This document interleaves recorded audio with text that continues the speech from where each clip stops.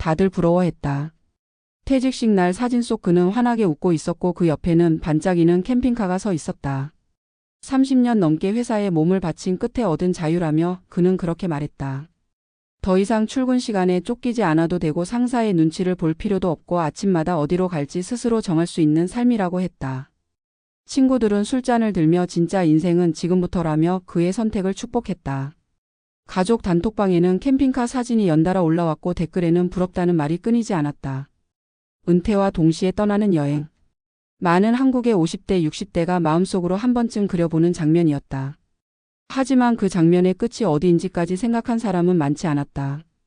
경기도에 살던 김 씨는 59에 은퇴했다. 대기업 부장에서 물러났고 퇴직금과 모아둔 돈으로 중형 캠핑카를 샀다. 아내와 상의는 했지만 결정은 빠르게 이루어졌다. 지금 아니면 못한다는 생각이 강했다. 첫 해는 정말 영화 같았다. 강원도의 바닷가에서 아침을 맞았고 남쪽 섬에서 노을을 보며 저녁을 먹었다. SNS에는 늘 사진이 올라갔고 댓글은 늘 비슷했다. 멋지다. 인생 제대로 산다. 김 씨는 그 말들이 좋았다. 평생 성과와 숫자로 평가받던 삶에서 처음으로 존재 자체가 부러움의 대상이 된 느낌이었다. 그는 더 자주 사진을 올렸고 더 먼 곳으로 갔다. 하지만 시간이 지나면서 캠핑카 안의 공기가 달라지기 시작했다. 처음에는 여행 일정에 대한 작은 다툼이었다. 오늘은 쉬고 싶은데 왜 꼭 이동해야 하느냐는 아내의 말과 멈추면 시간이 아깝다는 김 씨의 말이 엇갈렸다. 좁은 공간에서 각자의 리듬은 쉽게 충돌했다. 집이라면 각자의 방으로 흩어질 수 있었지만 캠핑카에서는 그럴 수 없었다. 밤이 되면 김 씨는 스마트폰을 보며 조용히 시간을 보냈고 아내는 창밖을 바라보다가 한숨을 쉬었다. 대화는 점점 줄어들었다. 문제는 여행이 일상이 되면서부터였다. 이동하는 날이 줄어들자 캠핑카는 더 이상 설렘의 상징이 아니라 관리해야 할 공간이 되었다. 고장난 부분이 하나둘 생겼고 수리비는 생각보다 컸다. 예상하지 못했던 보험료와 주차비가 나갔다. 아내는 불안해졌고 김 씨는 그 불안을 예민함으로 받아들였다. 집이 없다는 사실이 어느 순간 현실로 다가왔다. 아이들이 찾아올 공간도 없고 명절에 모일 장소도 없었다. 가족 모임 이야기가 나올 때마다 김 씨 부부는 애매한 웃음으로 대화를 넘겼다. 결정적인 순간은 아내의 건강 문제였다. 장기간 이동 생활로 허리 통증이 심해졌고 병원을 자주 찾아야 했다. 낯선 지역에서 병원을 찾는 일은 쉽지 않았다. 캠핑카 안에서 회복을 기대하기도 어려웠다. 결국 아내는 집으로 돌아가고 싶다고 말했다. 그 말은 조심스러웠지만 분명했다. 김 씨는 그날 밤 캠핑카 안에서 잠을 이루지 못했다. 자유를 선택했다고 믿었던 자신이 사실은 아내에게 다른 형태의 부담을 지운 것은 아닌지 처음으로 생각했다. 몇 달 뒤 캠핑카는 중고로 내놓아졌다. 가격은 기대보다 훨씬 낮았다. 김 씨 부부는 다시 전세집으로 돌아왔다. 사람들은 그 이후의 이야기를 잘 모른다. SNS에는 더 이상 사진이 올라오지 않았기 때문이다. 부산에 살던 박 씨는 63세 은퇴했다. 자영업으로 평생을 버텨온 그는 마지막 인생은 꼭 여행으로 채우고 싶다고 했다. 혼자 떠나는 캠핑카 은퇴였다. 아내는 남았고 박 씨는 떠났다. 처음에는 주말마다 통화를 했고 사진도 보냈다. 혼자라서 더 자유롭다는 말도 했다. 하지만 혼자라는 말은 점점 다른 의미가 되었다. 비 오는 날 좁은 차 안에서 혼자 끓여 먹는 라면은 처음에는 낭만이었지만 시간이 지나자 쓸쓸함으로 변했다. 누군가에게 오늘 본 풍경을 설명해도 반응은 짧았다. 아내의 일상과 박 씨의 일상은 점점 겹치지 않았다. 박 씨는 몸이 아파도 참고 다녔다. 병원에 가면 여행이 끊길 것 같았기 때문이다. 그러다 어느 날 고속도로 휴게소에서 어지럼증으로 쓰러졌다. 응급실에서 깨어났을 때 그는 처음으로 이 선택이 언제까지 가능한지 스스로에게 물었다. 퇴원 후에도 캠핑카로 돌아갔지만 마음은 예전 같지 않았다. 밤이 되면 괜히 라디오를 크게 틀어 소리를 채웠다. 사람의 기척이 그리웠다. 결국 그는 여행을 멈추고 돌아왔다. 아내와 다시 같은 집에 살게 되었지만 예전의 거리감은 쉽게 좁혀지지 않았다. 각자 다른 시간 속에서 살았던 흔적이 남아 있었기 때문이다. 캠핑카 은퇴는 많은 사람에게 자유의 상징처럼 보인다. 특히 평생을 일에 묶여 살았던 한국의 은퇴자들에게는 더 그렇다. 하지만 자유는 공간을 바꾸는 것만으로 완성되지 않는다. 일상이 사라진 자리에 무엇을 채울지에 대한 준비가 없다면 자유는 곧 공허가 된다. 여행이 목적이 아니라 도피가 될 때 그 끝은 생각보다 빠르게 찾아온다. 좁은 공간에서 마주하는 부부의 관계. 혼자일 때 더 크게 들리는 침묵. 관리비와 건강 문제 같은 현실적인 문제들은 사진 속에서 보이지 않는다.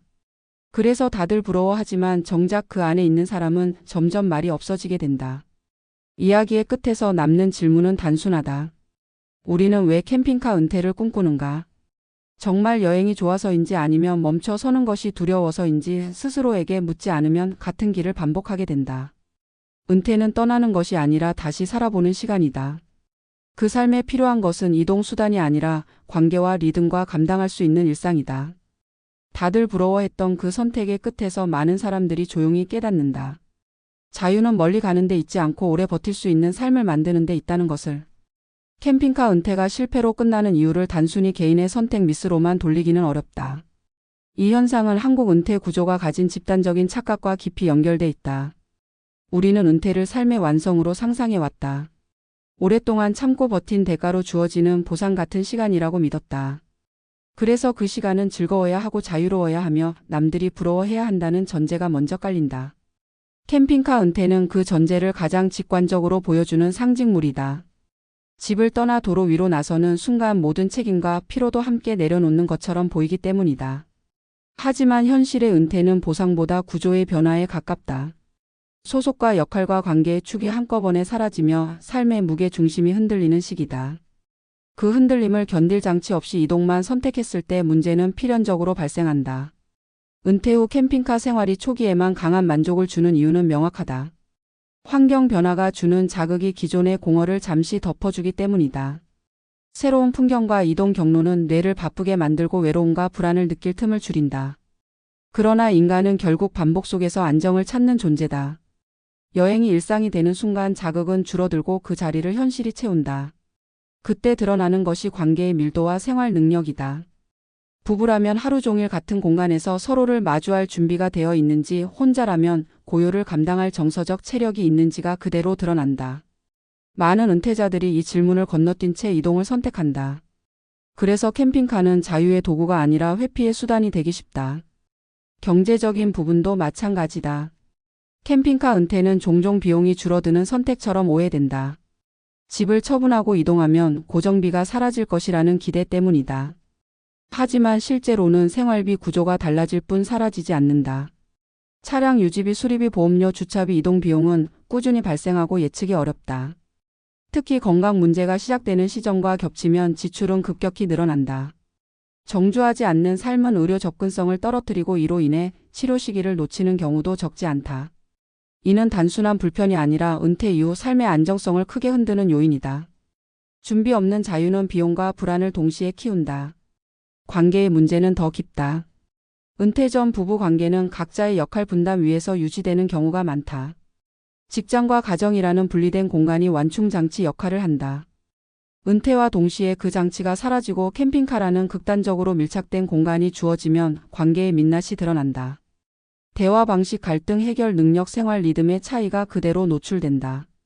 평생 큰 문제 없이 살아왔다고 느낀 부부일수록 이 충격은 크다. 문제가 없었던 것이 아니라 드러날 기회가 없었던 것일 수 있기 때문이다. 혼자 떠나는 경우도 다르지 않다. 사회적 연결이 급격히 줄어드는 은퇴 이후 이동 생활은 고립을 가속화할 수 있다. 사람을 만날 기회는 오히려 줄어들고 깊은 관계는 형성되기 어렵다. 그럼에도 캠핑카 은퇴를 꿈꾸는 사람이 계속 늘어나는 이유는 명확하다.